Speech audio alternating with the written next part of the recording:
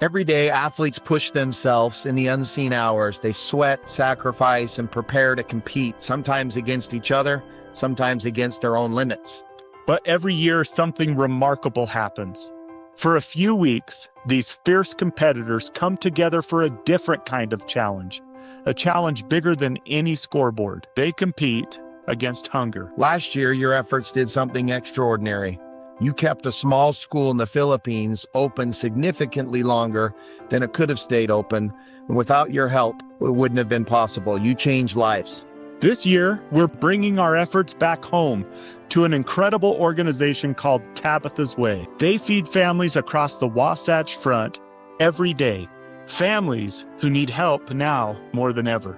And this Christmas, we want to help them feed 100 families. Just $40 provides one full Christmas meal, a meal many families simply wouldn't have without help. Athletes, teams, coaches, and partners of E4A, we're asking you to join with us again and use your spotlight to feed the hungry. Our goal is to raise $4,000, and every single penny you give goes directly to Tabitha's Way. In fact, we love saying 100% plus goes to them because we donate right alongside you. And here's another great part. On December 19th, we're gathering to deliver meals to families who can't pick them up themselves. It's one of the most meaningful experiences of the year. So yes, keep competing on the field, on the court, in the pool. But this Christmas, join us, stand with us, compete against hunger. Scan the QR code or click the link in our stories to donate. Merry Christmas. Eyes up, do the work. Welcome to the Especially for Athletes podcast, where we explore essential principles that empower athletes to learn life's most valuable lessons through sports.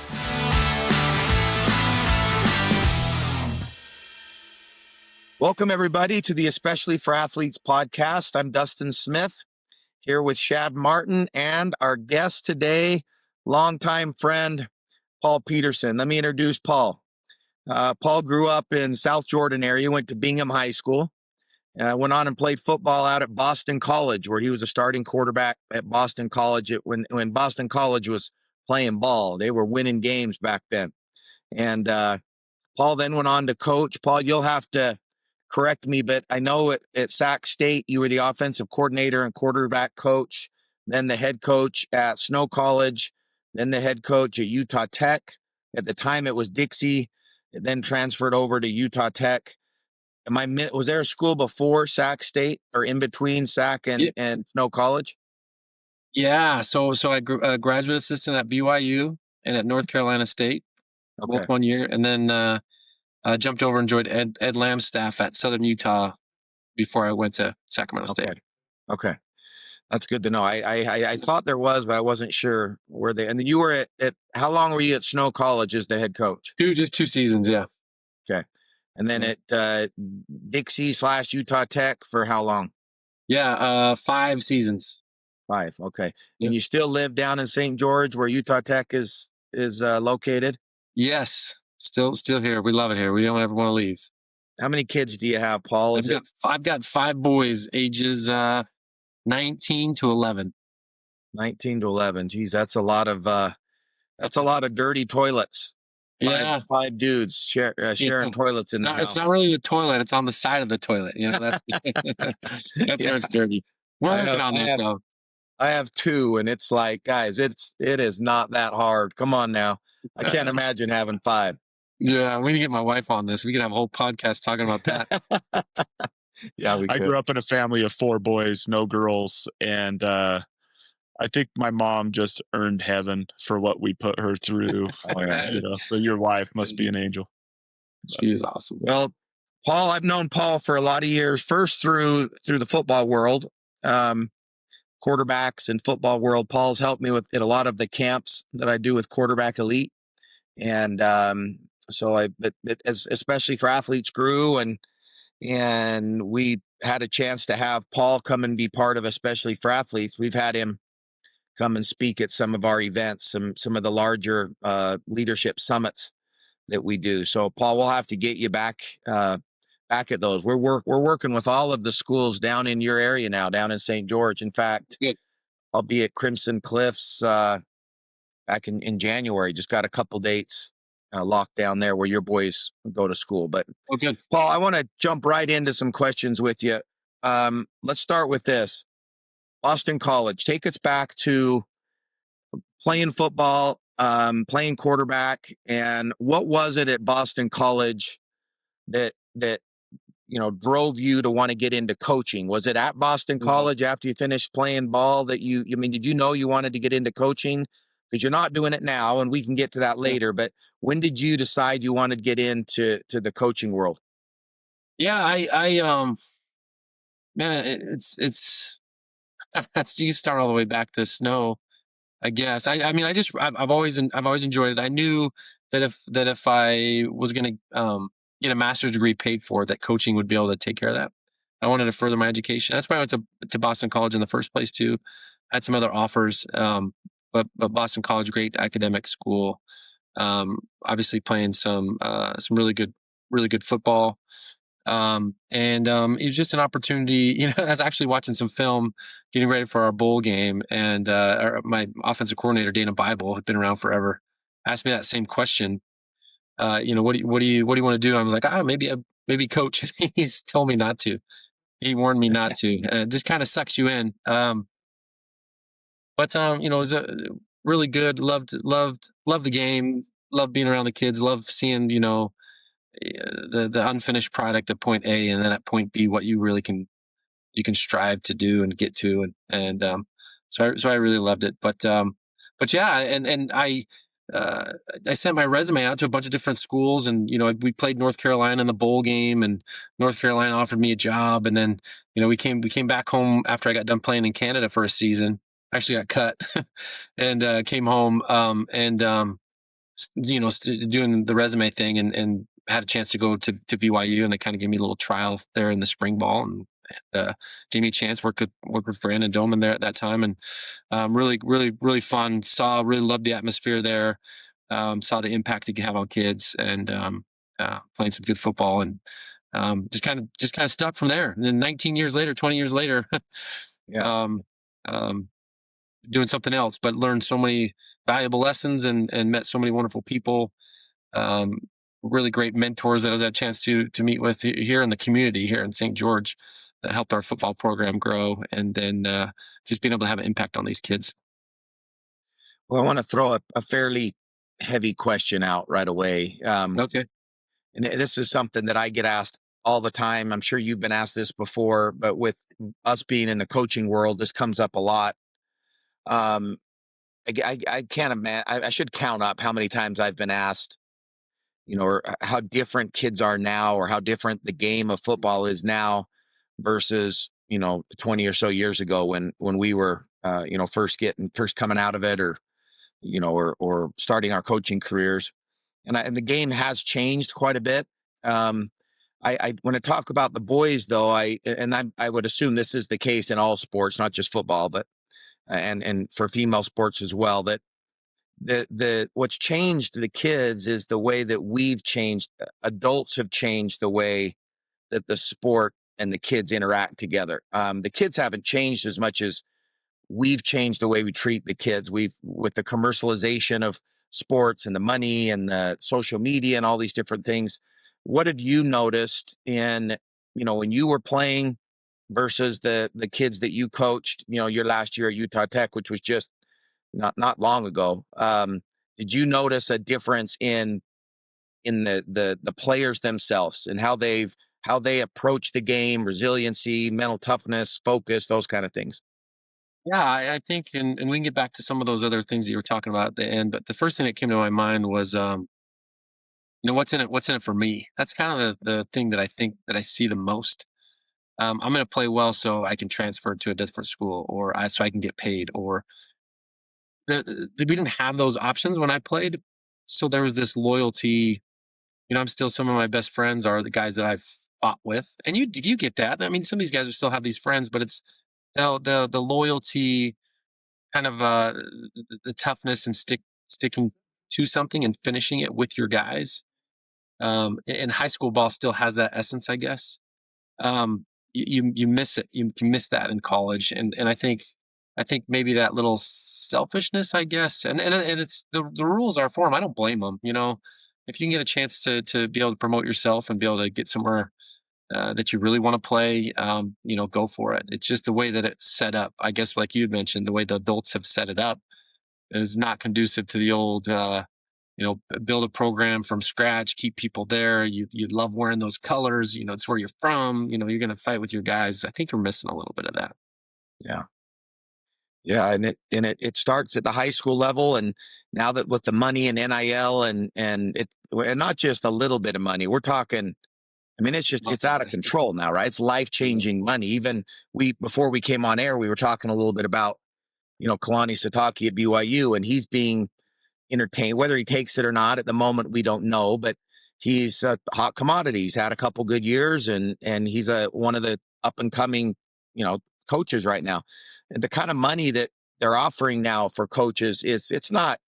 We're talking several $1 million more to potentially take another job. And in the case of kids, I don't think people really understand when we say NIL money, the kind of NIL money that some of these kids are making. If you're at a big time school, you're making professional athlete type money for some of these kids. So it's hard to not, understand why a kid might say, yeah, coach, if I get a better shot, I'm out of here, because it's life-changing money. I mean, you played with guys that made it to the NFL, at Boston College. How do you think when you were playing or when you were coaching, if that money had been available for you, because you'd have been making big time money at Boston College, how would that have changed your college experience or the kids that you coached if you'd have had access to that kind of money? Yeah, I don't know. I was poor, so I was trying to make it. My scholarship was $1,200. I had to live off campus where most of the kids live on campus, and my rent was $1,100. So I had $100 and something to eat, which was different. Yeah, I would have taken that money. I would have taken it for sure, right? I mean, but I couldn't even imagine that as a player then. We had some really good, tough kids from the Midwest. Obviously Matt Ryan, first round draft choice, Golister Chairless, first round draft choice, Matthias Kiwanuka.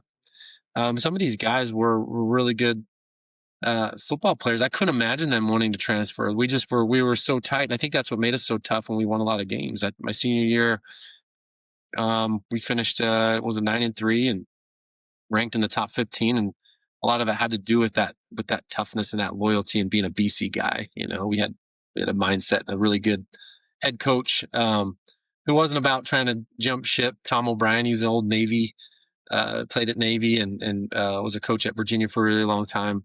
And he just instilled this, like, it was just expected, right, that you kind of towed the line a certain way.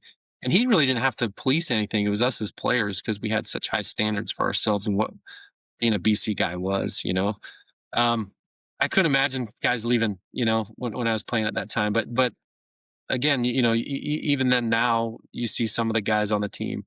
I mentioned before we started that I went to the game on a few weeks ago and watched them play. And, they had I think a second round pick that was there throwing around t-shirts and stuff like that. But, to be able to get that type of caliber athlete to be able to compete, I think they have to pay some people. So it's just what we're doing, the way we live.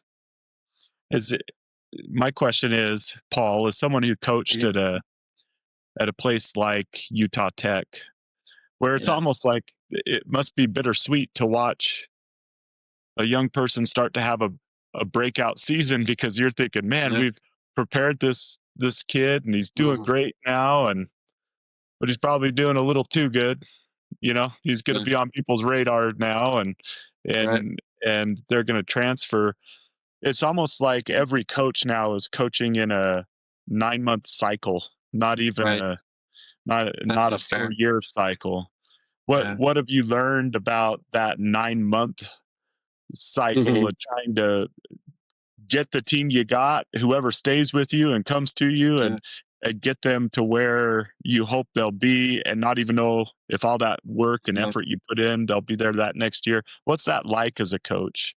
That's hard. Yeah, that system of development of building got blown up, and so multiple guys. Justin Kirkland starting D tackle for BYU, right? He's played on my freshman team, a transfer the next year to Oklahoma State, then to BYU. Multiple guys. If I had the team that we recruited from the beginning, I think the principle of, hey, let's get these guys. They're under recruited. They're coming to Utah Tech, right? Let's develop in our weight room, give them a chance to play early and see what they do. We'd had a really good team, but that's not the way you can build it anymore. And so we were trying to navigate what the portal looked like. We didn't have any NIL money. I was trying to find money. They still are for their coaching staff, right? To be able to keep coaches there and to have a full-time staff, which they still don't. So that was an issue. So what are you going to do? You're going to pay an offensive lineman $25,000 to stick around and not transfer, or are you going to pay your special teams coach more than $30,000, right? You kind of got to figure it out. So that's definitely an issue at this level. But it was like, hey, how can we keep him here? Is there a way we can keep him here? If not, it was like, hey, we did our job as a developmental school, the new junior college, I guess, to get them on to the next spot. Maybe you recruit to that. Like, hey, you want to get to one of these bigger schools? Stay here. We're going to play early and give you a chance to do that.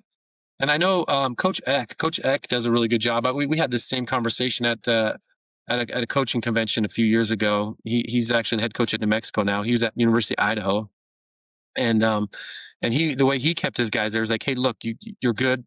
You played really well. You can get a scholarship to Colorado State or maybe Boise State.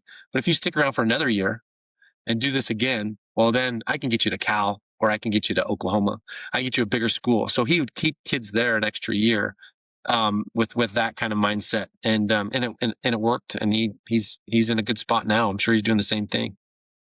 Well, let me shift gears a little bit here, Paul, because we're talking about guys who make it to the college level and their experiences, which is a small percentage of athletes. So let's talk more about that junior high school athlete and to the parent who's, the people who listen to our podcast are mostly adults. So, you've had now as a as a player, as a coach, and then having sons who have gone through at a program that's very good in really every sport at the school your boys go to. If you could go back and if you could train every parent of the incoming, sophomores to high school about what to expect or how to manage their kid and the ups and downs that their son or daughter is going to have, knowing what what would be, and this is maybe a tough question to not thinking a lot about it, but what advice would you give to them knowing that they're going to be a first time parent of a high school athlete? I think just letting them know that you're their biggest fan, which you are. And I think you leave it at that. I think a lot of times parents can get into maybe a coach mode, or maybe they've had some experiences before, or they see something that my kid's better than that guy. Your kid is probably, but as a coach, it's a challenge to be able to. I can't imagine a high school coach because the parents would be difficult because you'd have to help them realize expectations for the entire team. That's the mindset with the coach, right? He's trying to do the very best he can, playing the guys that deserve it, how he sees fit, with his coaching staff who's part-time, who comes probably after their work, and making it happen. I think understanding that to teach the correct principles for your kid, to work hard, to show up on time, all those things that you can't coach, those intangibles. And then they're going to have a chance. They're going to have a chance to be able to play. But letting know that the biggest fan, trying to keep you as a parent, coach, out of it, and just love watching them play. I try to tell my kids that I just love watching you play, right? And half the time I try to coach them up and they wouldn't listen. My oldest son, Owen, he started to kind of at the end. I'm like, hey, give him a little tip or something. But they have all the answers. So I try to stay away and just enjoy it. Dude, if your kid's good enough to go to the next level, they'll find them. I mean, that's their job, right? There's got so much pressure on them, whatever level that is, to be able to play football. They'll find your kid. and don't think you have to do this extra stuff or pay somebody to I don't know, pimp out your kid, street agent type things, I guess. They'll find you, and you got to do your part too to make sure, the head coach says really good things about you, right? If you're a punk, I mean, the first person I'm going to go talk to is the head football coach, right? So, hey, their parents are kind of a problem. That's the things that they're going to say. They got some unrealistic expectation. The kid's a good kid, but well, we're gonna we got to choose from the whole state of Utah, the whole state of Arizona, the whole state of California. So just enjoy them playing and be their big fan. Everything else will work out if they can play. And there's enough junior colleges and other places to go walk on that they got a chance, they'll find them. Yeah. Coach, we have a principle called Win the Hour, which I think you're familiar with it, right? Get the most out of every hour of every day, and especially to be intentional about those transitions. And that mindset as I go to this next thing, how can I give everything to that thing? You mentioned some things there that parents can help young people learn the importance of being on time, being where you're supposed to be when you're there. Can you talk to how important that stuff is through the eyes of a coach? When you see that in a young person, the advantage that creates in that young person's life in athletics and beyond? Yeah, having a good attitude, the man rule, being where you're supposed to be, doing what you're supposed to be doing when you're supposed to be there. Those things. I mean, I've kept multiple kids on my teams that maybe didn't have a chance to be able to play and ended up getting on the field in some sort of capacity because we liked them. They were great. They were great leaders. They showed up and were a great example in the weight room, and they worked tremendously hard in whatever they were doing. Maybe not the most gifted, and we're not the fastest, but they did all those things. And your team has to have a core group of guys like that. And obviously, if you got one that's like that's kind of chip on his shoulder, trying to prove something, that's your best athlete, then you're going to win some games because he's going to bring everybody else along. But that's huge. I mean, I love that winning the hour and making sure that you're right where you need to be. So I mean, I think those intangibles are crucial. Hey, I would go out and recruit a kid in high school, and he's a 3.2, but he's a smart kid. Well, are you going to work as hard as you do in the classroom as you do in the football field? Well, there's one thing that's kind of a red flag, right? So we look at all those details as far as recruiting a kid. Intangibles, we're going to talk to the head coach. Does he have good grades? Does he work hard? Does he work hard in everything he's doing? Does he want to be the best? Let's get that kid on our team. Yeah. And if all things are equal with two players, I don't think parents quite understand this. I hope maybe they do, but I think I know that some don't. Being a coach, some don't. If all things are equal and two kids are close in athleticism, those intangibles absolutely are going to, and the intangible might just be, we like the kid's energy. We like being around him. He provides a positive influence to the team where the other one doesn't. And so even in some cases, right, Coach? I mean, even if it might not even be equal. It might not even be equal. Yeah, that's what I was going to go. But he might be a lesser athlete, but we'll take him because he's got all those other things. Yeah. Right? For sure. It happens all the time.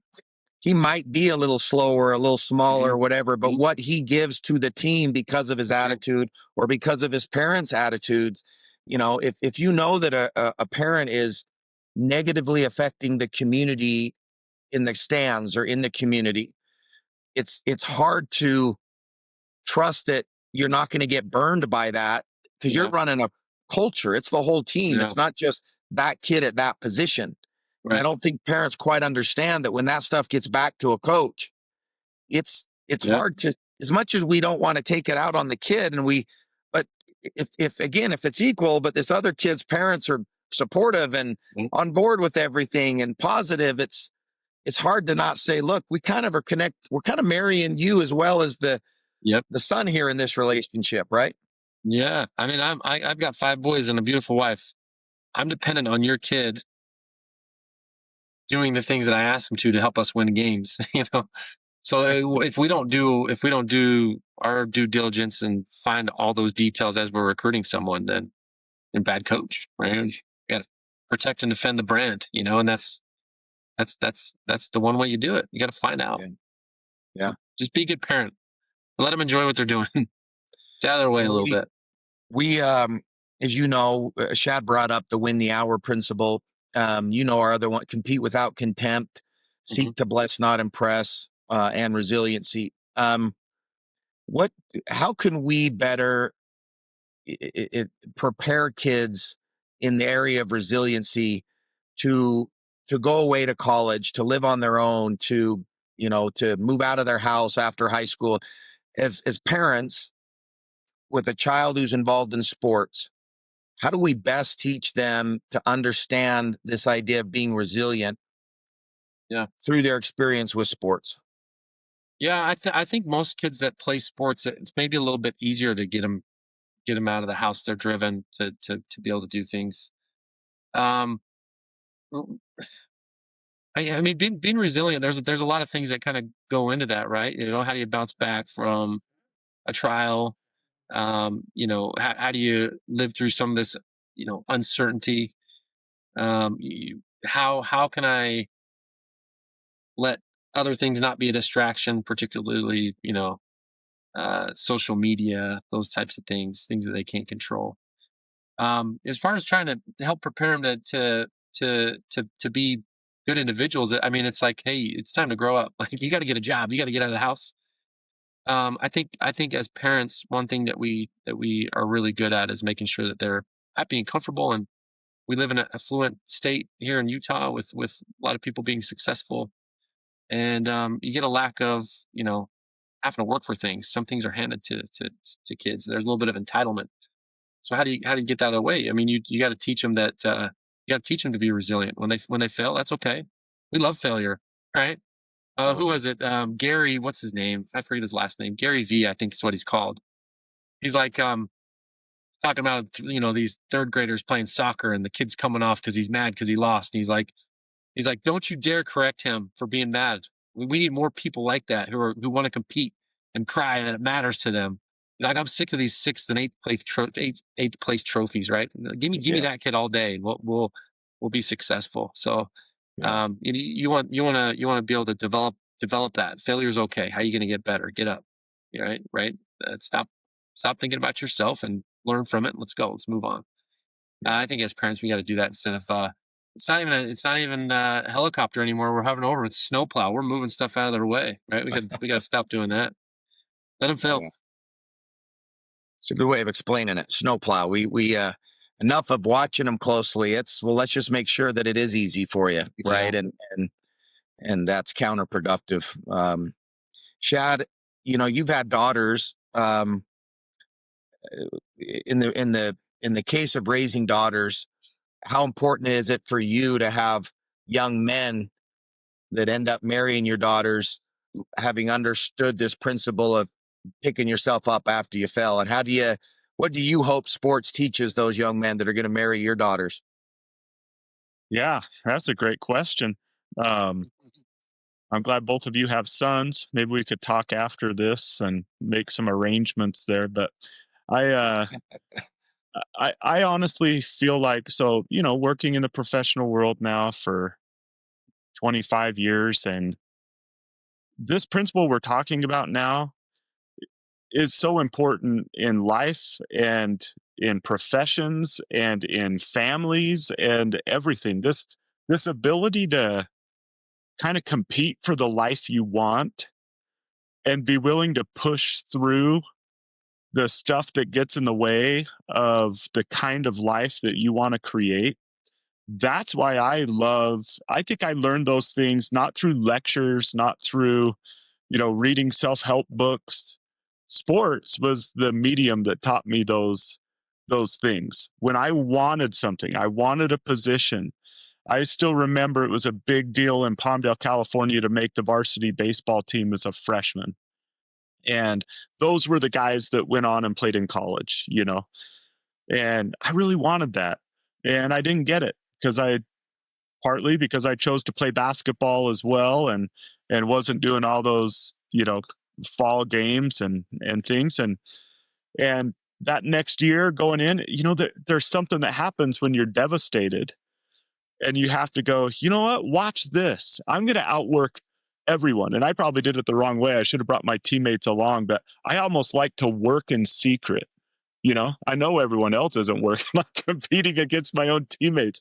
I would go in my backyard and do things that I knew they weren't doing. And I wanted to make that team the next year. But I've realized as I've gone on with my life, as I served a mission for my church, as I've worked in my profession, that those muscles that I built by responding in that way, that no, I'm going to get what I want. Like, I am going to achieve what I want to achieve, and I'm willing to work really hard. Those were built in sports, but I also had parents that let those muscles be built in sports. Like, my dad was, if I came home disappointed about an outcome and said anything about my coach, but it was just like, I can't even repeat on here what happened a few times that I did that. And it was made very clear to me, this is not your coach's thing. You make it so obvious that they can't cut you, that they can't not play you. Like, that's on you. That's not on them. You don't want to be a marginal athlete. Make it obvious, kind of a thing. And if we'll be that way with our kids, who cares what they do in sports? It's what they do in life. And to your question, Dustin, I hope that those that marry my daughters and my daughters themselves have that, where no, people aren't bailing them out. They're having to really work hard to overcome the hard things that come in their life, because they're going to have harder things, and they need to develop those muscles when they're young. And I'm grateful that sports and dance have helped my daughters develop those, and I hope that it's helped my future son-in-laws develop those things. Yeah. Paul, how important is, as Shad was saying, you said it's okay to feel devastated, because things happen when you're devastated, right? You either have to swim and get above water or drown, and so you kind of usually learn how to swim quickly. How important is being self-aware as parents, Paul, of the fact that these situations are going to happen to our sons and our daughters, and when they do, we have to not snowplow. How important is that for parents to be self-aware of they're going to happen, and when they do, stay out of the way a little bit. Let your kid kind of sit in the mud for a minute. I think you're going to have the tendency to obviously have your kid be the favorite. But if you really want him to establish, some resiliency, some toughness, you got to be honest. I mean, the kids know, you can't lie to these guys. You can't fluff anything. They can see right through it. So they'll appreciate some really good, hard honesty. And if you can tell them that, I've had sons that have gone through it too. One of my sons really likes blaming the refs, and which is fun to be able to kind of pester him with it. But what did you do? What are the things that you could have fixed? What mistakes did you make? That penalty is not going to score a touchdown for you. That penalty, whatever it is, whatever sport, that's not going to stop you from being able to execute your assignment to the highest level possible. And so just trying to kind of be reflective as a parent to let them know, like, there's things, again, you can't control, but you can control this. What is it? What are you going to do better? And a lot of things you see too, some of these kids, they have these expectations of what should happen for them. And when it doesn't, it can kind of crush them. But just like you said, Shad, and you're talking about your experience, like, there's no one that's going to stop me doing it. But the other kids, the kids that aren't successful, kind of retreat to back, like, I'm getting screwed, but they don't do anything about it, right? So as parents, I think we can tell them, what are you going to do to get better? What is the extra work that you're going to put in to help you be successful, to get what you want? Because if you want this, this guy to have to put some work in. You can't just show up. So I think as parents, we got to be able to be honest with them and tell them those things. You're not entitled to anything. You got to earn it. Yeah, I definitely feel like it's and there's something that happened with my daughters too, Paul. So they were my daughters did drill team, and on a super competitive team that competed for state every year, and my two oldest. And it's like, every now and then you feel the anxiety that comes into a kid's life when you put so much energy and oxygen toward those things they can't control. I think it actually creates an Yeah. anxiety with them when they're up worried about what a coach thinks of them, all of Yeah. these things, right? But when we direct their energy and their effort and all of that toward those things that they actually have control of, you almost feel this exhale like, oh yeah, Yeah. you know, Yeah. it simplifies things just a little Yes. bit more than that. It's It I goes think back that's a really good point. It goes back to the why, right? I mean, you're gonna put yourself into such stress or anxiety of something that you can't control. Why are you doing this? Why are you doing this to yourself? You do this because you really enjoy dance, or you really enjoy football. You really enjoy competing and being with your teammates. Like goes back to that simple why you're doing it. If it gets away from that because it's enjoyable, but more of a chore. I have kids as a football coach come and want to quit and really good players. And I wasn't going to talk one of them into it to stay. I'm like, you know what? I'd support your decision. This is hard. If you're not enjoying it, got to go. Like that's they figured out their why. I had a kid who's probably got a talent to be in the NFL as a freshman, was playing some really good football. He's like, Coach, you said to come here, get an education, to take advantage of the university. He's like, well, I want to be a plumber. I think I'm going to be done playing football. A kid that maybe he's going to play in the NFL. I'm like, you go be a plumber, man. You be the best plumber you could be. His why was something else, and so kind of helping our kids understand that too. You put a lot of pressure on yourself. You've prepared and you've practiced. Go enjoy it. Go have fun. It shouldn't be a stressful experience. Yeah. Yeah, that worrying about stuff beyond your control, that's often the stuff. If parents are having long conversations with young people about things that are not within the control of the young person, refs, coaches, Mm-hmm.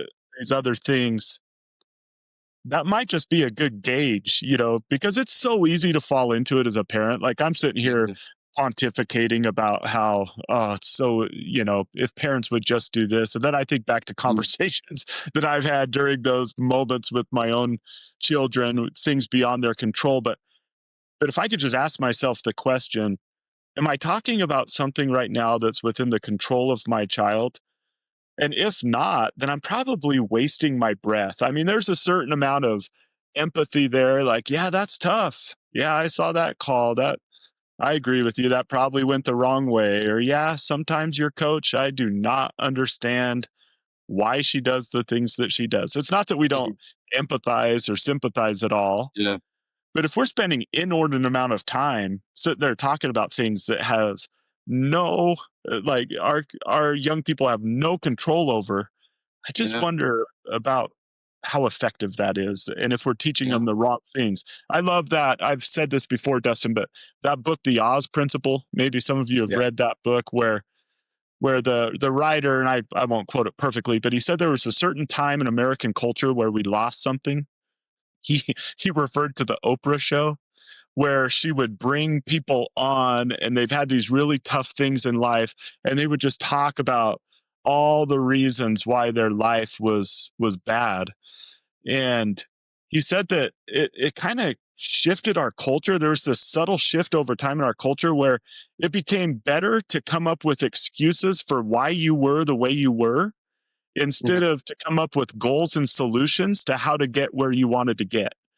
And I think when we spend too much time talking about those things that are beyond the control of our children, we're teaching them that there's value in coming up with excuses of why you aren't where you want to be.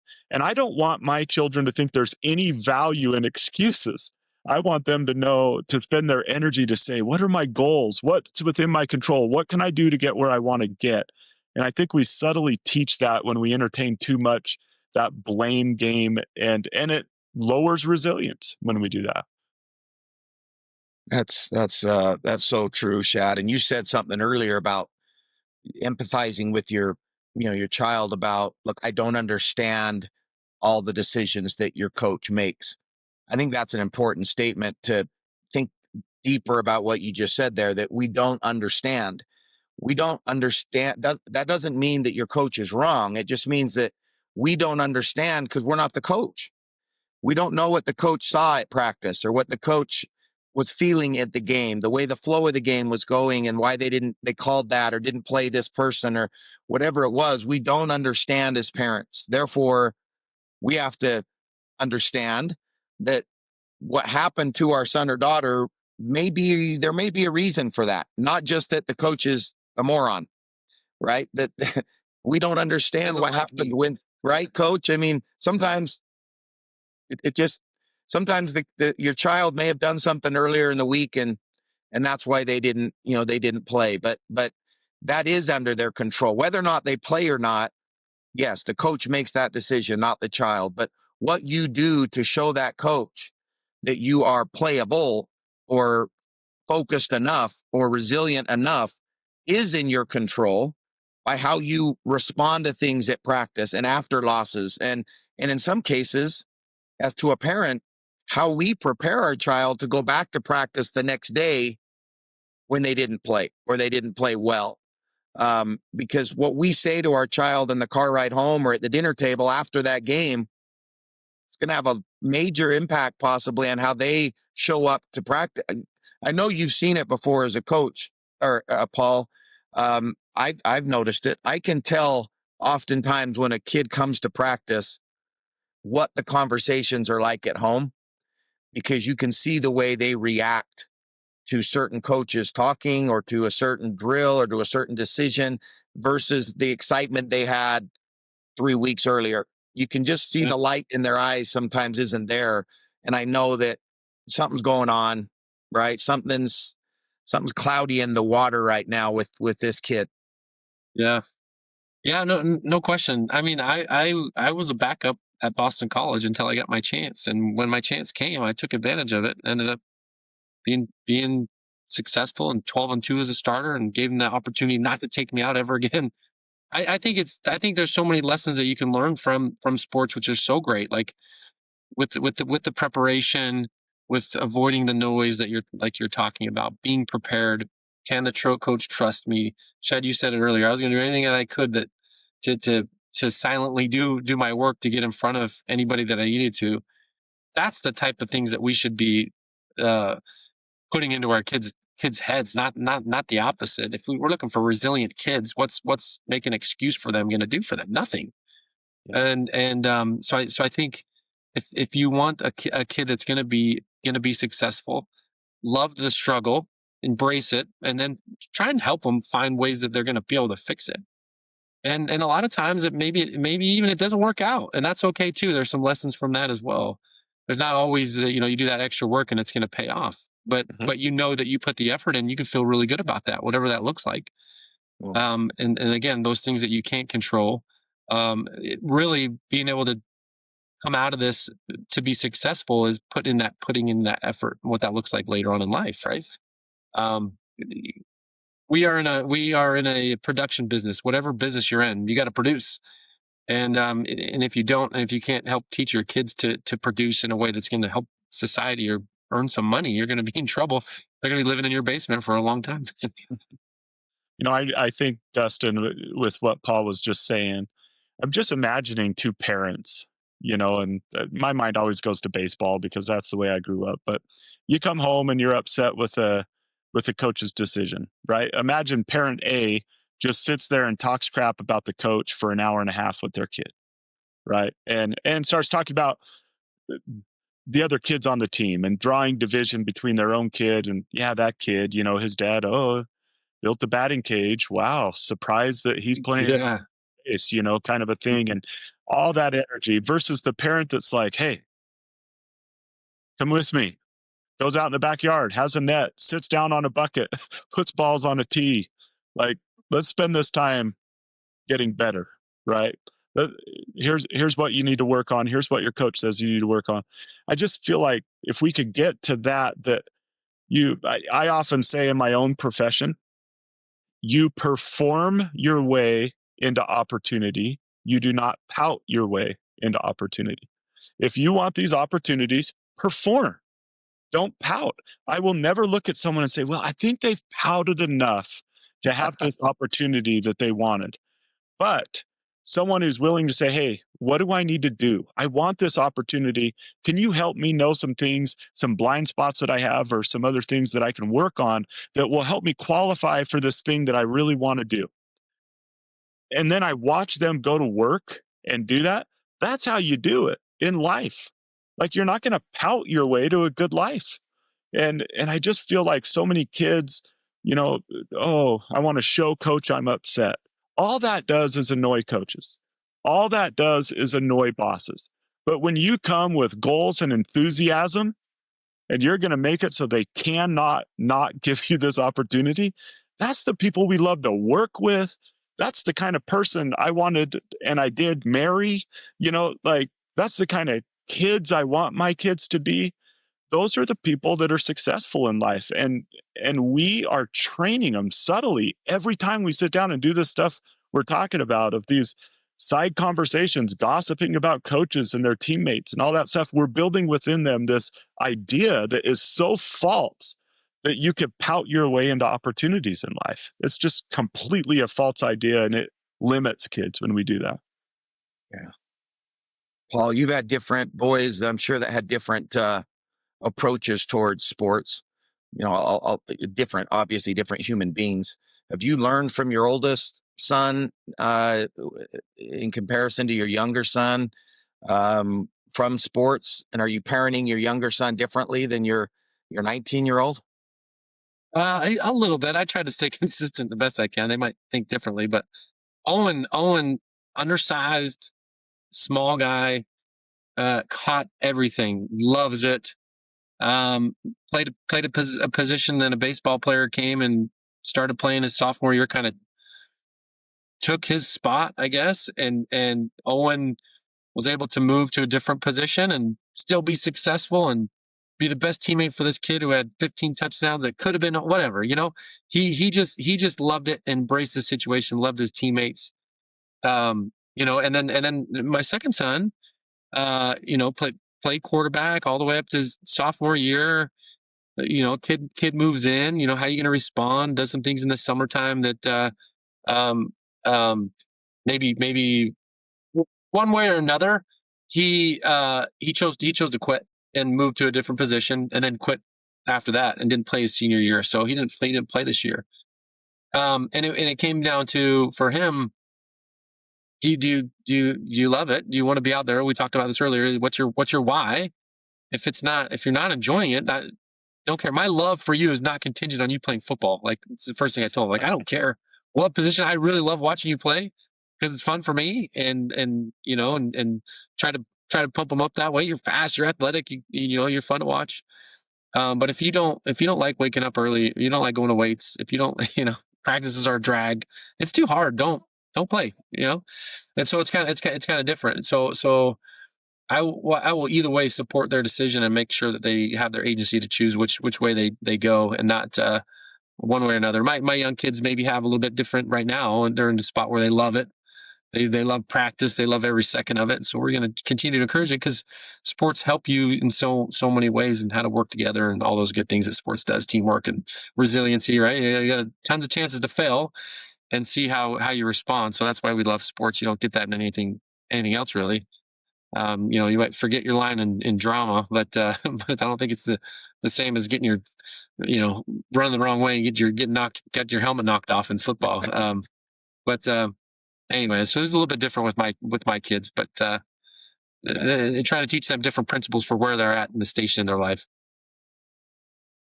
I remember reading a book. Have you guys ever read any of Malcolm Gladwell's stuff? So he's written some great books. My two favorite are David and Goliath, and then he's got another one called Outliers. I can't remember which book it was that he talked about.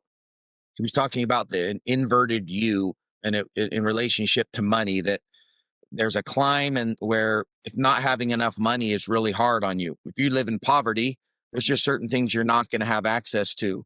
And then there's the kind of the sweet spot is the top of this, upside down or inverted U. But then there's the downslope where having too much money creates a whole other set of problems that you didn't realize you were going to have when you were poor. And then the sweet spot is where he found in the studies most people are most happy. Too much money can be a problem, and not enough of money can be a problem. But the story that he told was of a guy who grew up poor and had to have a paper route when he was young kid. Would wake up early and go deliver papers, and it was cold. And he started at a young age to earn money anywhere he could because his family didn't have money. And later on in life, he ends up starting this business, and that grew into another business. And now he's got all this money, and he's this ultra successful businessman living in Beverly Hills. Now he has a son. And he talked about how he wasn't able to, his son couldn't learn the same experiences that his dad had learned, because when he would tell his son, we can't afford those shoes, his son would say, yeah, we can. What are you talking about? You're driving a Porsche, right? And mom's driving we can afford it. And we'll go mow the lawn, go work in the yard. Well, they have other people that do the yard and do the lawn. They pay for people that do the yard. So he wasn't able to teach his son the same things that he learned to make him this super successful businessman, because his son grew up with everything there already, given everything with money. And so now he had a son who was spoiled and didn't know how to work hard and expected everything. And he realized the reason was that he grew up having to learn these things to survive. But going back to your point, Shad, earlier about, devastation forces us to figure out a way to survive, right? And then going back to what you said earlier, Paul, right at the beginning, you talked about, for those of listening to this that don't know, where we're headquartered in Utah. And Paul made a statement earlier about people in Utah. It's a pretty affluent state, a lot of money in our state. The economy's great, a lot of businesses but well-educated people here. And sometimes that can cause trouble in an effort to be really good parents. Part of our job is to protect our kids. We're supposed to provide them with shelter and with food and clothing. But we've done such a good job of protecting our kids that we actually, in some cases, if we're not careful, can rob them of the Teflon they need to put on themselves. They can only come through failing and from not being comfortable and not having all the stuff and the comforts of life. And sports is the one thing, though, that if we let it be what it is in its purest form, can teach them, no matter how much money you make or don't make, how to get knocked down and have to decide, are you going to score anyway or blame it on the referee or the coach? Are you going to figure it out, go in the backyard, like you said, Shad, and figure it out, or just pout your way and hopefully into playing someday by blaming officials and blaming coaches? And are we creating kids that blame the government and blame their school system or blame their religion or whatever for all their problems? The parents, yeah. And so, Paul, I think what you said was super important for parents to understand. You've actually said it several times now, Paul. You maybe didn't realize you have, but you said several times, just telling your child, I love watching you play. I just enjoy watching you play. My love for you has nothing to do with whether you play well or not. I just love seeing you do something that you enjoy. And even when you don't play, I know you're learning something. And it sucks. I get it. It sucks. You're not playing. You want to play more, but you're learning something that later in life. My son is in Australia right now. He's lived with 4 different people who are all from different countries, from New Zealand, from Samoa, from Tahiti, and from England, and totally different cultures, completely different upbringings. The best thing to ever happen to my son, who's in Australia, was losing in a state championship football game against your son, right, Paul? You may have been at the game. I was there. Yeah. Yeah, because go ahead. You probably, as my friend, were probably, and as a coach, probably knew how I was feeling. Dustin, what are you doing? Let your son throw it 20 times more this game. No, no. You know what the funny thing is I was gonna talk about this game earlier for something. Some resiliency. Your kids dominated that game. I mean, you don't fumble late in the game. It's over, right? There's all these things that had to happen. And we had talked about this before, but there's so many things that had to happen perfectly for them to be able to even have a chance. And it's something you can control. Your kids play their guts out, but yeah. I love They watching your played kid play great, too. It's fun. Yeah. and he played great. He played Yeah. one of his best games. Yeah. He was over 80% completion in that game. His last pass of the game was a touchdown in the second overtime, and he I was super proud of him. His first pass of the game was an interception. Very first ball he threw in that game was an interception, and I watched the way he responded from that and realized we're going to be okay. He's going to bounce back, and he did. He only threw one more incompletion his next 20 passes. He got red hot the rest of the game. But as well as he played, and as well as his teammates played, one of our best games. Like you said, it took an unbelievable amount of just horrible things happening, and when they happened, for us to and the other team, Crimson Cliffs, to play really good, which they did. They got red hot, and that's the beauty of sports, and they got us. But him having to learn that no matter how hard he prepared for that game, he and his buddies, who all played well, they had some of their very best games, and still to leave with a loss was such a valuable experience for him to learn that you can play really well. You can do everything right. You can be ready and go out and actually perform really well. There's no guarantee that you're going to leave with the reward you thought you were going to get. You can do everything right in life and still have a child get sick, lose somebody you love, lose a job, be let go when you were doing everything right. Right, Paul? Well, In the coaching business, that happens. But that's the beauty of sports. Because now him living in another country, he's able to handle much harder things than just a football game that didn't go his way, a state championship game. So I'm super thankful for, honestly, we would have liked to have won the game, but the more we get away from it, the more I look back and say, in the big picture, for him at least, losing that game taught him a lot more than winning that game would have taught him. Mm-hmm. Sure.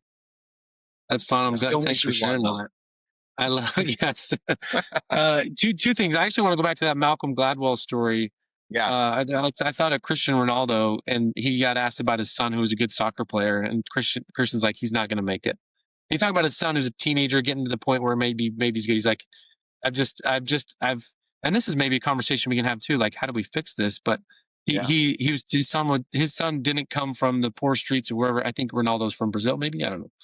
Wherever Ronaldo came from, he scratched and clawed and fought and probably missed some meals and played barefoot and played with a rag soccer. Whatever he went through, he realized, he's like, my son never went through that, so he's not hungry enough. He's not going to be able to get that. So as parents, we talk about where we live, the affluence that we have, all these AAU, Super League, extra time, paying for whatever this extra payment is. To be able to give them chances to be successful. I think being able to teach them how to scratch and claw and to fight for something and to really earn it, not get it handed, is something as parents we got to figure out a way to do. I tell my football team all the time, I'm like, hey, you guys have something, that you worked hard for, that you had to pay for. How well do you take care of that thing? Right? You take such good care of it. I bought that. I earned it. I know what it took to buy that, flipping burgers or whatever it was. And then something that was something they get, or they knew they're going to get again, because if they lose it or break it, their phone, whatever, parents, mommy and daddy are going to take care of me. How do we teach them that principle of working towards something, and then really protecting that, and I think is something as parents we got to find a way to do it, because we do have the means to do it.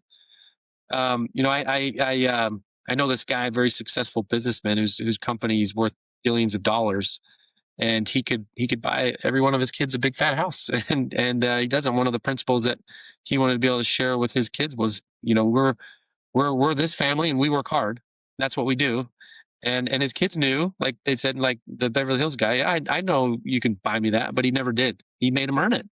And so I think that's something that hard as parents, that, yeah, we can provide this for you, but I know this lesson's going to provide more than this temporal physical thing. So I don't know. Yeah. Maybe there's a discussion here, but I'm looking for ways to be able to fix that too, And I think that that's really important, just to, like what you say, Paul, is I feel like and I don't do this perfectly as a parent, But I love having conversations on here where it really causes me to think. And I hope those who are listening to this are thinking about that question that you just posed, right? Is how can we make sure in our conversations and the things we're teaching our young people that we're focused on what it's helping them to become instead of just the immediate thing right in front of us. That if we can handle situations, conversations, the things we encourage them to do with that end goal in mind, that we want them to be hardworking, honest people who take accountability for their own actions. And that's the end goal that we have for them. Maybe that will change the things we do as we sit around the dinner table and have those conversations. It's probably a thousand little things that we'll do that will lead to them having that mindset versus a big thing. It's the little things. That one of my favorite quotes from someone we all respect and know well, Henry Eyring, but he said, when looking for improvements, it is best to look for small changes to things we do often.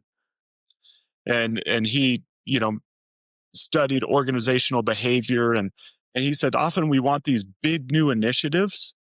And the best way that organizations, families, or people can change is to look for small changes in things we do often.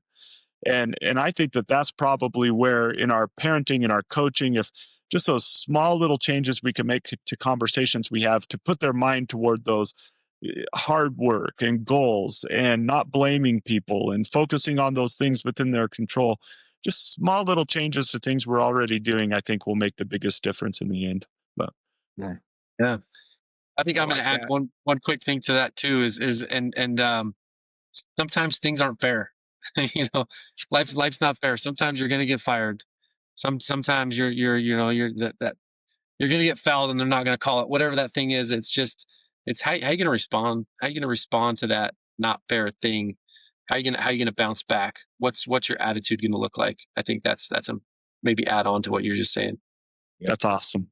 You can't live life. You can't drive a car looking through the rear view mirror. And so we gotta, instead of looking back at what happened, we gotta, like we say, get your eyes up, look forward, and get back to work. Because pouting and moaning and groaning about what just happened isn't gonna fix what's coming. We gotta, move on. And I think the more we can use sports to teach our kids this, the better prepared they'll be for what really matters, which isn't the score of the game. It's how they treat people, how they, like you said earlier, Paul, how they contribute to society.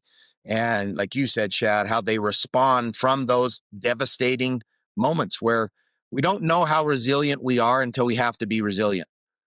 And so as parents and as coaches, we're trying to do this as coaches.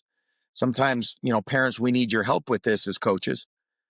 We got to let the kid learn how to be resilient by putting him in situations where he's going to have to swim in the deep end and maybe not make it sometimes. And the next day, figure out how to get better and better. And then ultimately, we become what we're capable of becoming. But Paul, man, we don't want to take too much of your time. I think that we got a lot of good stuff here. Thanks so much for joining us, brother. Yeah, thanks. This is fun. And good dudes. We wouldn't mind having you back on another time if you're okay with it. Yeah, heck yeah. Love it. This is good stuff.